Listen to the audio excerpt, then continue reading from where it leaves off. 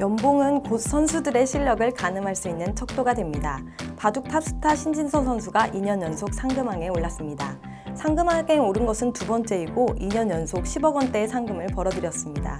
전년도보다 3천만 원이 증가해 10억 6천만 원으로 상금왕에 등극한 것인데요.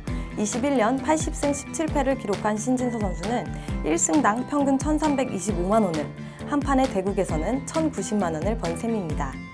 그렇다면 상금왕 신진서는 한 수를 올려놓을 때마다 얼마씩 벌었을까요?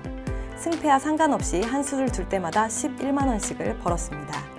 프로기사는 대국뿐만 아니라 방송이나 출판 등 다양한 활동을 벌이기 때문에 개개인의 수입을 정확히 산출하기는 사실상 불가능합니다.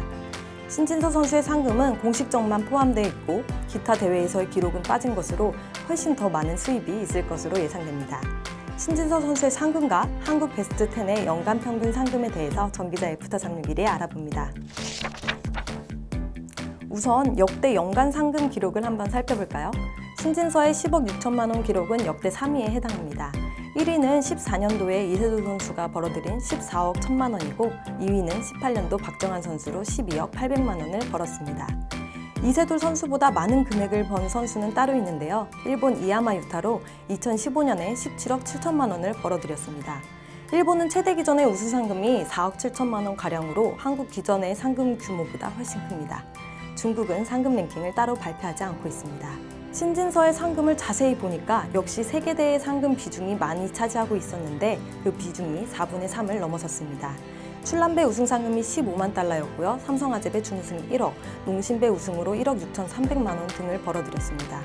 국내 대회 5개 타이틀을 모두 획득했는데 여기서는 2억 5천만 원을 벌었으니까 역시 세계대회에서 활약하는 것이 한해 농사에 큰 영향을 주고 있습니다. 국내의 대회를 휩쓸며 상금왕에 오른 신진서 선수는 올해를 어떻게 바라보고 있을까요? 점수로 내기가는 90점 정도 줄 수 있을 것 같은데요. 네. 그래도 한국 선수들이 우승 못한 데에서도 다 같이 우승했기 때문에 같이 한국의 점수는 득점이 아닐까 생각합니다.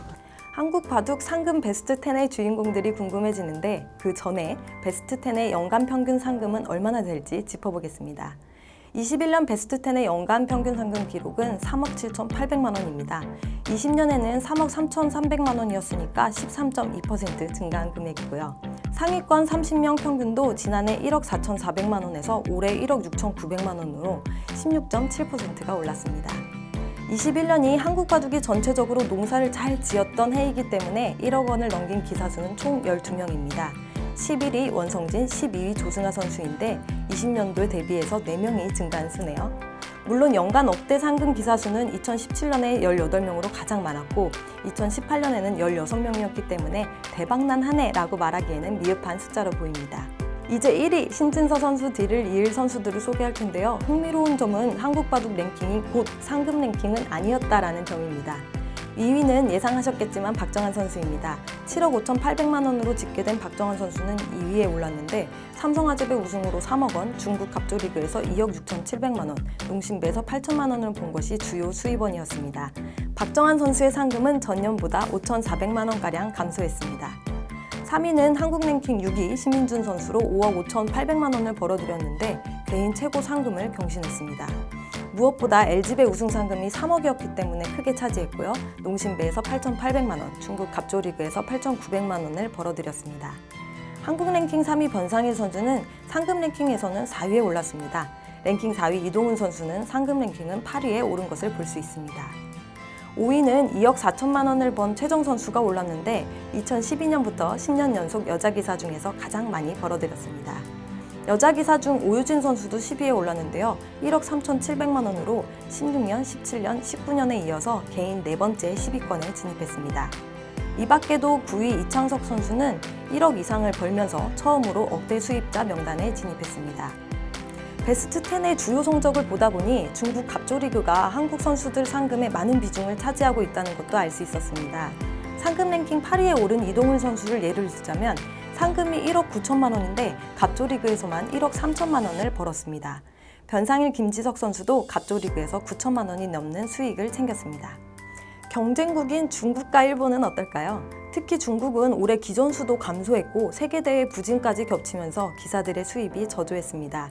조선일보에 따르면 중국의 커제는 세계대회 무관에 그친 탓에 예년의 절반 수준인 약 6억 8천만 원에 머물렀다라고 전했는데요.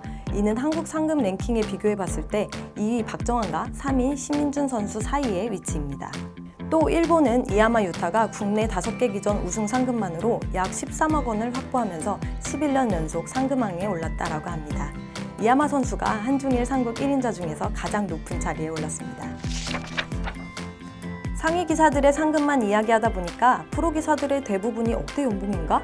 혹은 힘들다고 하던데 먹고 살만하네 라고 말하는 분들도 계실 것입니다. 하지만 상위 랭커를 제외한 선수들의 현실은 녹록지 않습니다. 한 프로 기사가 입단은 했는데 시합이 없다. 군대에 다녀오니 또 시합이 없다. 1년 동안 대국료 수입은 14만 원 뿐이다. 기가 찼다.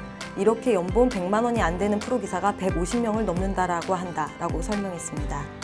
반면에 어차피 수입의 격차가 존재하는 프로의 세계인 이상 능력과 활동에 따른 차이는 당연한 것으로 받아들여야 한다라고 말하는 분도 계십니다.